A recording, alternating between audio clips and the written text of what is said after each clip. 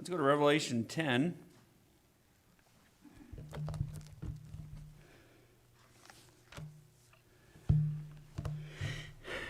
Revelation 10 is kind of unique, I think, in its purpose. It's probably when we think of Revelation, it's probably one of the most intriguing of all the books of the Bible, if not in all of human literature. The focus that it has on the end times really piques the curiosity of saved and lost alike. That's why I think Seventh-day Adventists use their prophecy conferences. That's their mode of evangelism primarily. And it doesn't take much in the world, especially if it's hard to strike up a conversation about the gospel. It's not a hard thing to strike up a conversation about end times and the end of the world. And it certainly is something that everybody is interested in, and more recently, people are becoming more and more interested in it, surprisingly. Revelation is a book that is feared by the ignorant, it is scoffed at by the godless, it is loved by the diligent student, and it is neglected by those that are foolish. While there's many that study the book of the Revelation, there are many more who neglect it, claiming that there is absolutely no relevance and no application for us in this day and age. And that is something that I've heard argued before. Somebody asked, well, why would you study the book of the Revelation? I don't pay too much attention to it because all that, if we're raptured out of here before all that stuff takes place, then what is the point of studying it? Well, that's what chapter 10 is about. That's what chapter 10 is going to show us. See, while Revelation is very detailed in its description of end-time events, it is not particularly just about the end-time events. It is about those end-time events bringing in the second coming of Jesus Christ. All of the book of the Revelation is about the Lord Jesus, and it is about the necessity to proclaim Him to the world as its creator and its judge. And we need to proclaim this because we need to warn people that they might flee from the wrath to come. This is why we are given the book of the Revelation. It's not to prepare ourselves to go through these things. It is so we can prepare the world so they can avoid these things. That's why it's given to us. Now, chapter 10 and 11 of Revelation is another parenthesis. And we see this throughout the book where we see it between the sixth and the seventh seals. We see the chapter 7 where we're kind of taken away from the line of thinking, so to speak, and we're given a different thought of something that's going on during that period of time.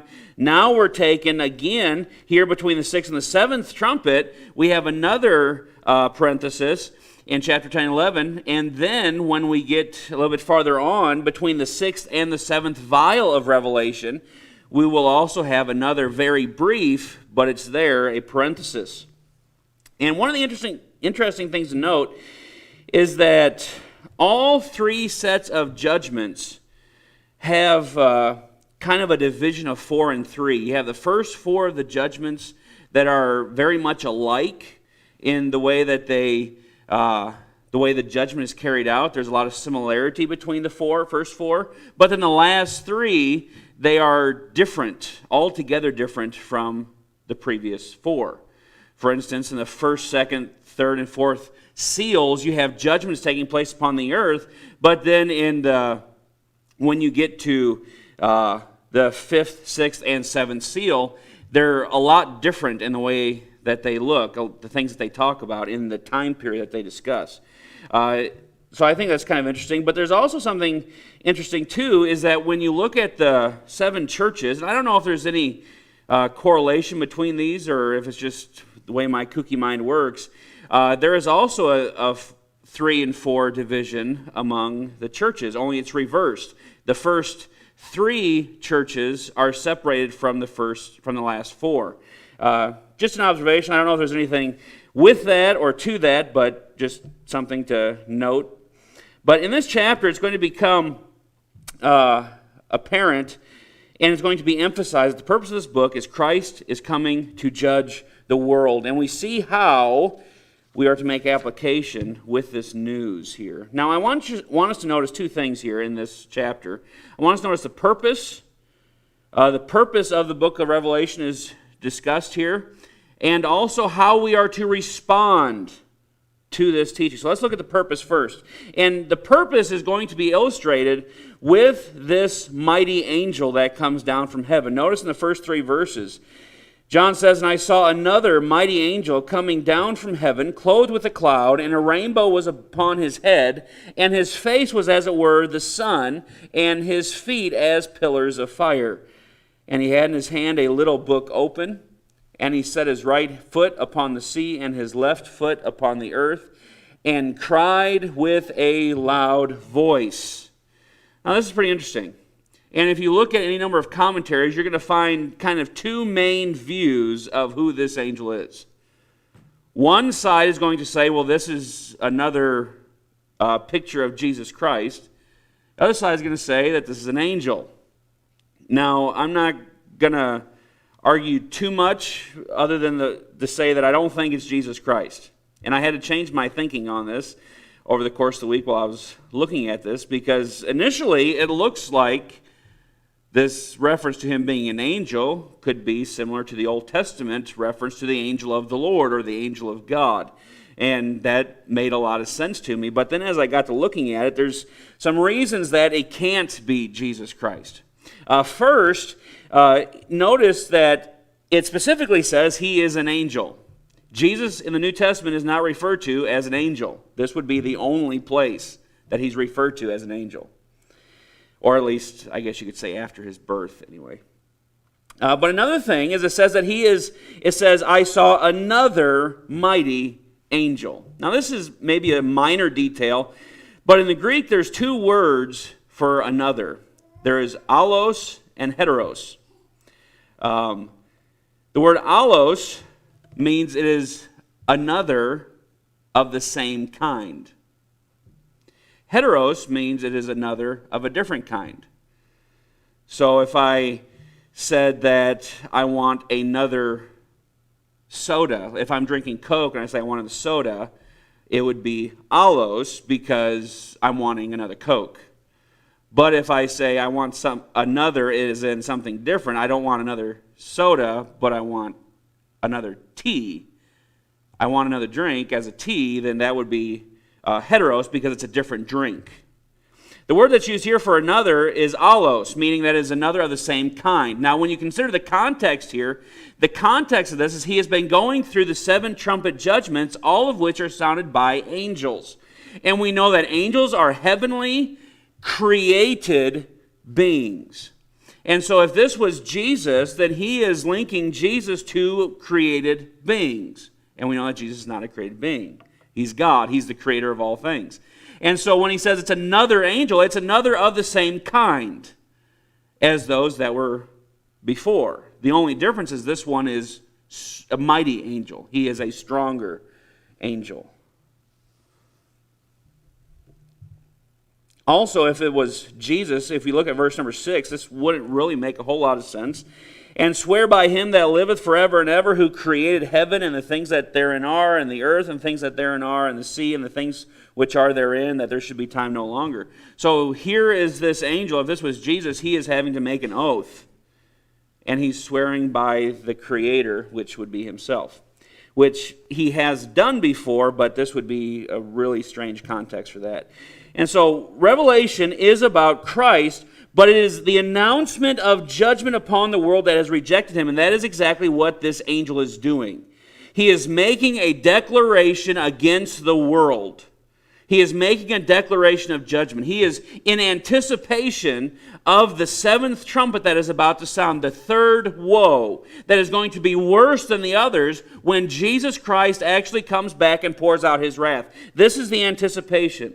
And it says that he is a mighty angel. It means that he's a strong angel.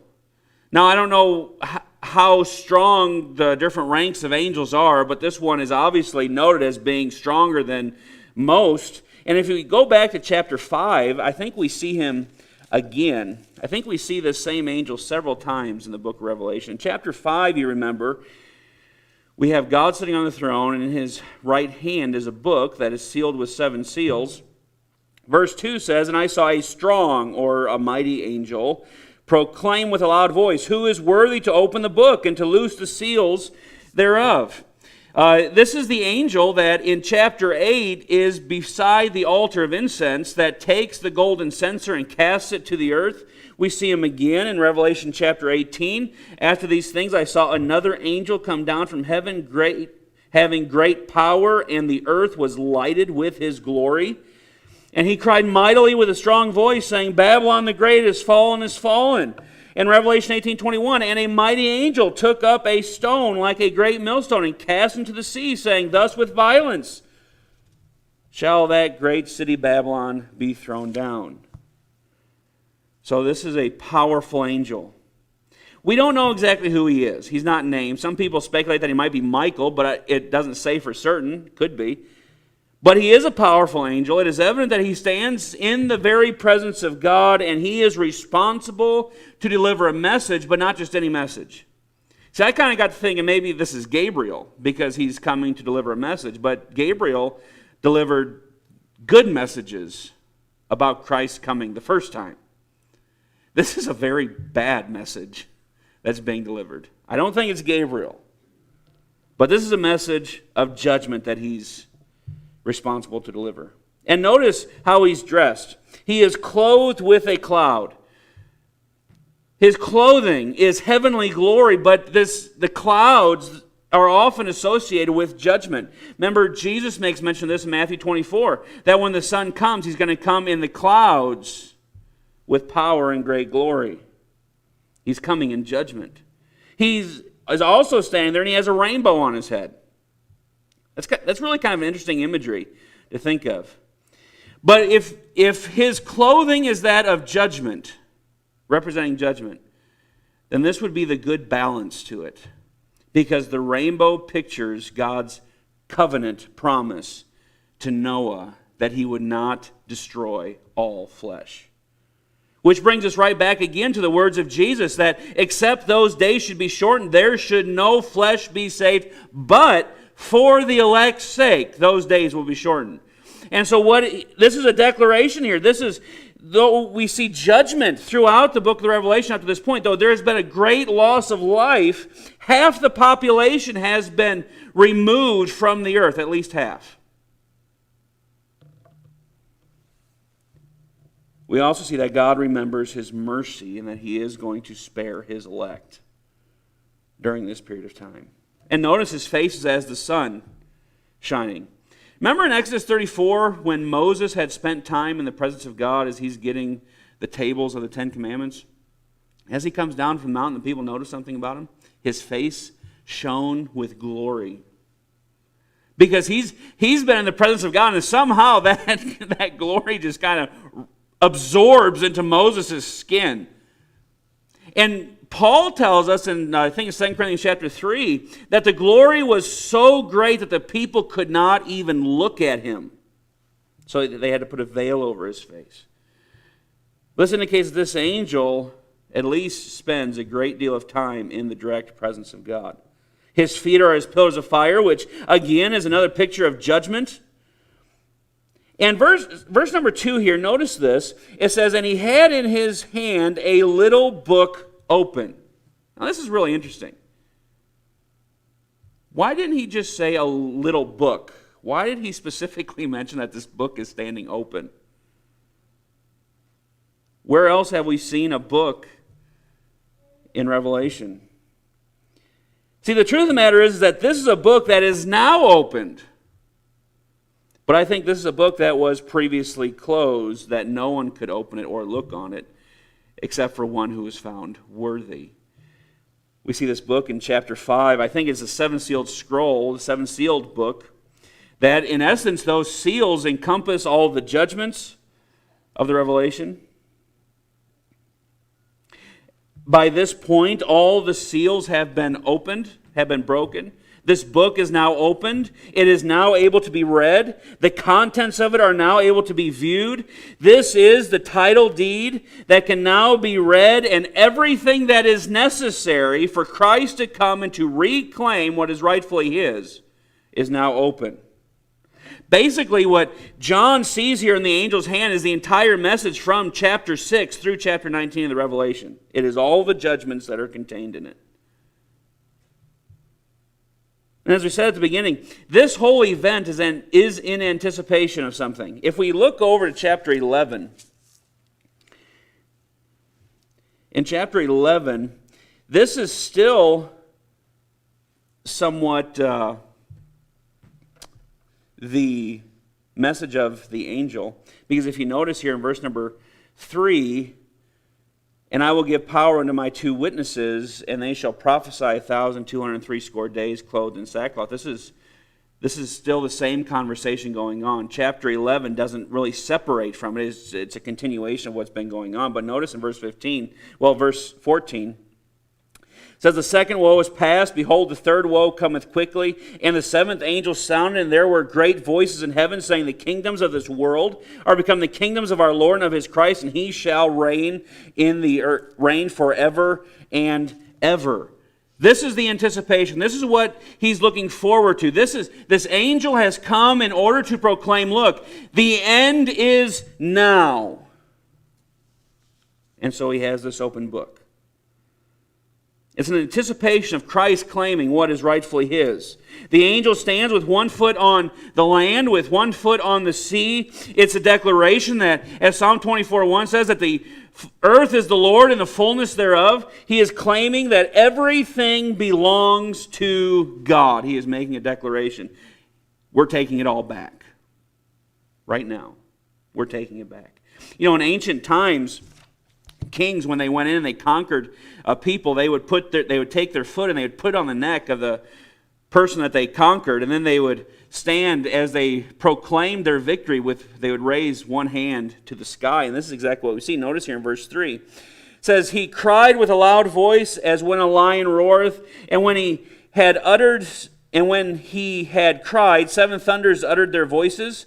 And when the 7 thunders had uttered their voices, I was about to write, and I heard a voice from heaven saying unto me, seal up those things which the 7 thunders uttered, and write them not. And the angel which I saw stand upon the sea and upon the earth lifted up his hand to heaven, and sware by him that liveth forever and ever, who created the heaven and the things that therein are, and the earth and the things that therein are, and the sea and the things which are therein, that there should be time no longer. But in the days of the voice of the 7th angel, when he shall begin to sound, the mystery of God should be finished, as he hath declared to his servants the prophets.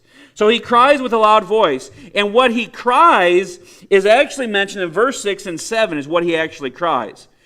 And the essence of it is this: there shall be time no longer. There's no more time. No more delay. And notice when he cries, it says that he cries not as a lion, so he doesn't have a roar, but he cries as when a lion roareth. Well, when does a lion roar? So I looked it up. When does a lion roar? Well, there's 3 things that stuck out to me. One is to incite fear into a supposed enemy. Secondly is to warn that you're invading his territory. And the third is to declare his victory over an opponent. That's exactly what this message is all about. When this angel stands and cries out, he is crying as when a lion cries. He is proclaiming that Christ is coming to incite fear into his enemies. That's exactly what happens. We saw it in chapter 6 when it describes the events immediately preceding the second coming. That the kings of the earth and the great men and the mighty men and every bondman, they're going to go into the caves of the mountain and dens of the rocks and cry to the mountains and rocks, fall on us and hide us from the face of him that sitteth on the throne. He's making a declaration that the earth is the Lord's. He's making a declaration that he is the victor over all the earth, which is about to be seen in the 7th trumpet, that the kingdoms of this world are become the kingdoms of our Lord and of his Christ. And something very interesting happens that has been, I think, unnecessarily the issue of much debate. Notice in verse 3 again, verse 4. Verse 3, and when he had cried, 7 thunders uttered their voices. And when the 7 thunders had uttered their voices, I was about to write. And I heard a voice from heaven saying unto me, seal up those things which the 7 thunders uttered, and write them not. That's pretty interesting. So there's 7 thunders that utter. What are the 7 thunders? I don't know. We're not told. John went to his grave, the only one on earth that would know what these 7 thunders actually said. With that, though, let me just add something. Though we don't know what they said, it doesn't mean that they don't have a purpose. I want you to keep your place here, but turn to Psalm 29. Because if we keep the context here, that this is a declaration of victory, that this is an anticipation of Christ's coming, this is a declaration of his power, of his right to the earth, I think this makes sense. Psalm 29, and this may have absolutely nothing to do with it, so I'm just putting that out there, but I think this is interesting. Beginning with verse 1, give unto the Lord, O ye mighty, give unto the Lord glory and strength. So who would the mighty be? Rulers. They're commanded to give the Lord glory and strength. Give unto the Lord the glory due unto his name. Worship the Lord in the beauty of holiness. Now notice this. The voice of the Lord is upon the waters. The God of glory thundereth. The Lord is upon many waters. So God's voice is like thunder. Now I want you to notice this as we go through this passage. The voice of the Lord is powerful. The voice of the Lord is full of majesty. The voice of the Lord breaketh the cedars. Now the cedars often picture rulers and leaders and powerful people. Yea, the Lord breaketh the cedars of Lebanon. He maketh them also to skip like a calf, Lebanon and Syrian like a young unicorn.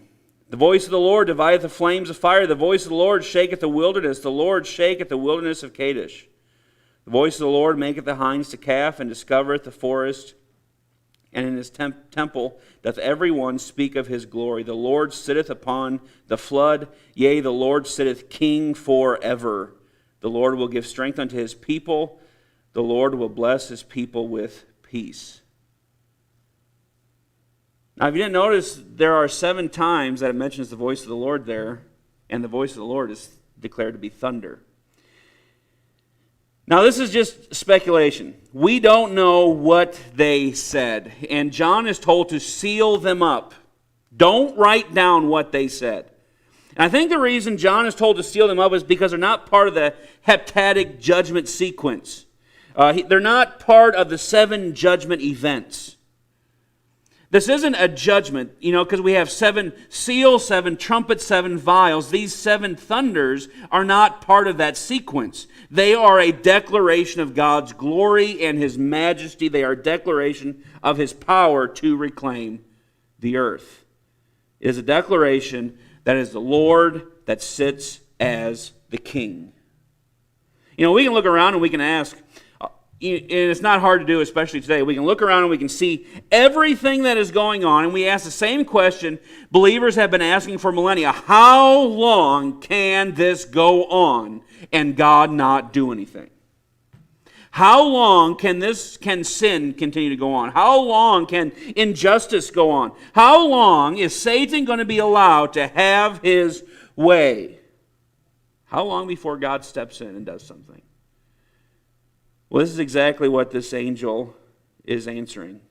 Because you remember, back at the 5th seal, you have the souls of them that are under the altar.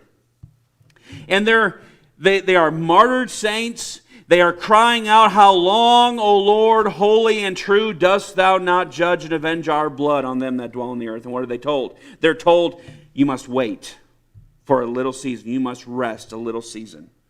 But notice what this angel says. Verse 6, and swear by him that liveth forever and ever, who created heaven and the things that are therein are, the earth, the things that therein are, and the sea, and the things which are therein. Notice this, that there should be time no longer.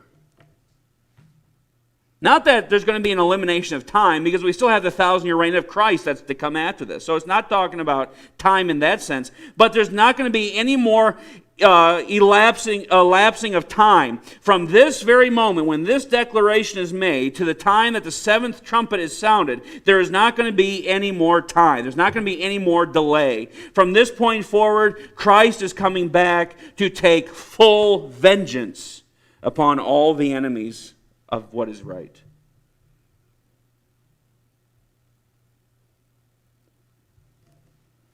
At this time, everything he has declared by the prophets regarding his plan, everything that he has declared regarding sin, everything that he has declared regarding Israel, all of it being called the mystery of God, is going to be finished when this seventh trumpet is blown. But notice what happens here in verse number 8. Now we have John's instruction on how he's supposed to respond to this. And I think this is kind of interesting. I've never thought about this before until I was getting into this. But there's two things that John is instructed to do, and both of them are greatly neglected by a lot of people that study prophecy, even if they love studying prophecy. These two things are greatly neglected. Number one is he is told to internalize the message. Notice in verse number 8, and the voice which I heard from heaven spake unto me again, and said, Go and take the little book, which is open in the hand of the angel that standeth upon the sea and upon the earth.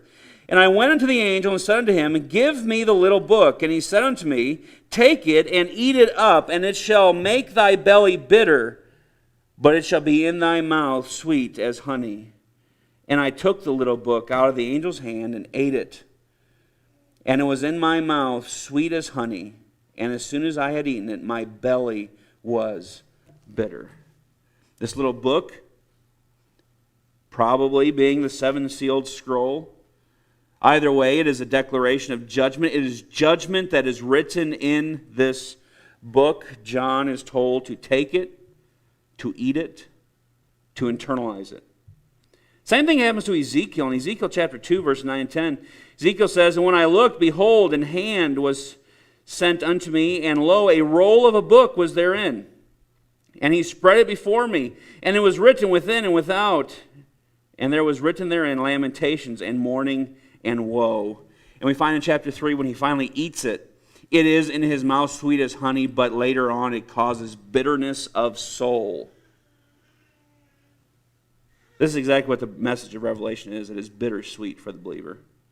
It is sweet in that God is glorified. He is vindicated. He makes complete justice and restitution of all the wrongs that have been done to his people.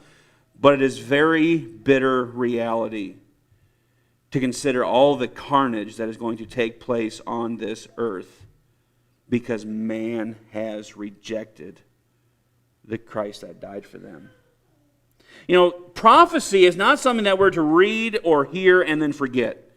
Remember in Revelation chapter 1, verse 3, there is a blessing not for the reader and the hearer, but for the reader and hearer that keeps or obeys the message. We must not forget the message. John is told to internalize this. It's sweet to know that the Lord is coming. It's sweet to know that God's plan is going to be fulfilled. But it should create bitterness of soul to know that if Christ were to come today, every single person that is described in the book of Revelation are people that are now alive on this earth. People that we know. Not only is he to internalize it, but notice secondly, he's to tell it. Verse number 11, And he said unto me, Thou must prophesy again before many peoples and nations and tongues and kings. Prophesy again? When was the first time he prophesied? Well, in putting forth the book of Revelation, writing it down. The very thing that he internalized, he was going to have to tell it again. And he was going to tell it to kings, to peoples, to nations, to tongues. He was going to tell it to everyone.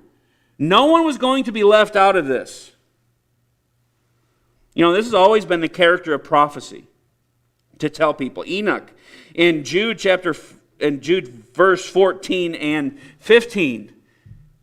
Enoch says, "Behold, the Lord cometh with 10,000s of his saints to execute judgment upon all that are ungodly." Paul does the same thing in Acts chapter 17, that God commandeth all men everywhere to repent, because he has appointed a day in which he will judge the world in righteousness by that man whom he hath ordained. John the Baptist, "Who hath warned you to flee from the wrath to come? He shall baptize you with fire." And we're commanded to as well. In Revelation chapter 22 and verse number 17, it is the Spirit and the bride that say, "Come." That is our job. There is a danger that comes with studying prophecies, and that is that we won't take it seriously. That we won't internalize it. It's very easy to think of these things in the same way that we think of a science fiction movie or a science fiction book. Because some of the things that are there, they're just so far out there. Demon armies that look like horse locusts, that's pretty far out. Millions of people vanishing from around the world. Hail the size of Volkswagens coming down out of the sky. The entire power grid being destroyed. Well, that sounds like science fiction stuff, but this is real stuff that's going to happen in our world. And it's very easy to not take it seriously, to not internalize it, but to study it and then forget about it means that this has all been a waste of time. To study it and then to not tell someone is simply missing the point. We must tell the world. We must tell those people that there is judgment coming. If they do not turn to Jesus Christ to flee from the wrath to come, they will face God's wrath. And this is exactly what is being described for us. If Jesus came back tonight, every person left on this earth would face exactly these things that we're talking about. And so we have to warn people before it's too late. Let's pray. Father, thank you for this time in your word. And Lord, I pray that you would help us to internalize these things, to really set them to heart. It should create a bitterness of soul to consider the things that are going to come upon this earth. To not only consider that, but that people we know, people that we love, will one day face these things if you come.